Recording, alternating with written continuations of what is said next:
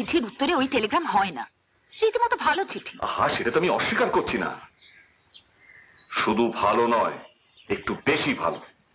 সেখানেই খটকা, যে লোকটা এতদিন দেশের বাইরে রয়েছে সে এত ভালো বাংলা লেখে কি করে? সে হয়তো উনি চিঠিটা অন্য কাউকে দিয়ে লিখিয়েছেন, ভাষাটা অন্যের, কিন্তু ভাবটা তো ওর।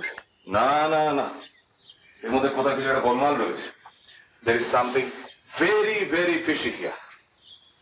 ঠিক আছে,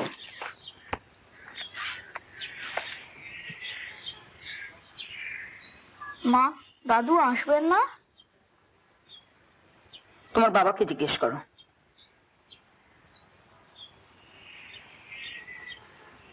কি হলো, তুমি আবার রাগ করলে নাকি?